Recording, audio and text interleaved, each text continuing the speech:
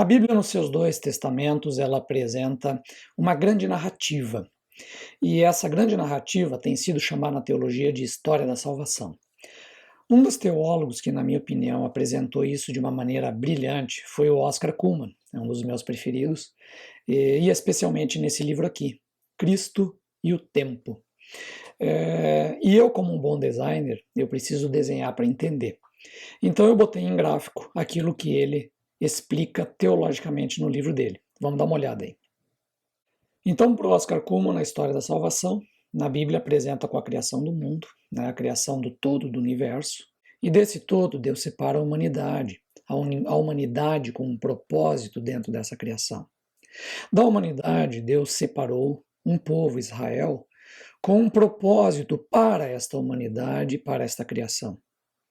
E este Israel ele tem um objetivo a cumprir, que na história, na contingência da história, vai apresentando seus problemas, até permanecer um remanescente, um resto de Israel, o chamado resto fiel, do qual emerge um único, aquele que era o objetivo de trazer desde o princípio. E este único, ele morre e ele ressuscita. E ao morrer e ressuscitar, ele representa a humanidade inteira, tanto na morte dos pecados, como na ressurreição, a ressurreição para uma nova vida. E daí em diante, ele parte num sentido inverso de crescimento, ele chama os apóstolos. Destes apóstolos sai a igreja, uma igreja então que comunica essa notícia, essa boa notícia de salvação para toda uma humanidade redimida.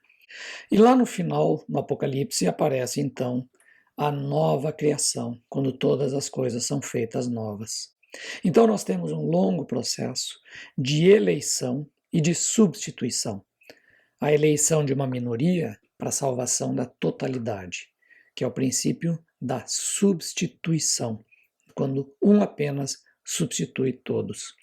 A história da salvação, então, ela compreende dois grandes movimentos: a passagem da pluralidade ao único, que é a antiga aliança, e depois a passagem do único à pluralidade, que é a nova aliança.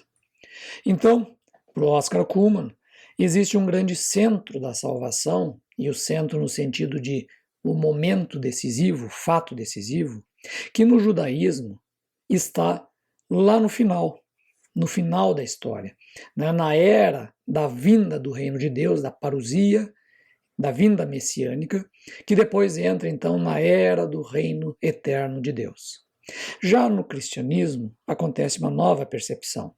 O centro da salvação ele vem para a encarnação de Cristo no meio da história. Ou seja, a esperança cristã ela ainda reside no futuro.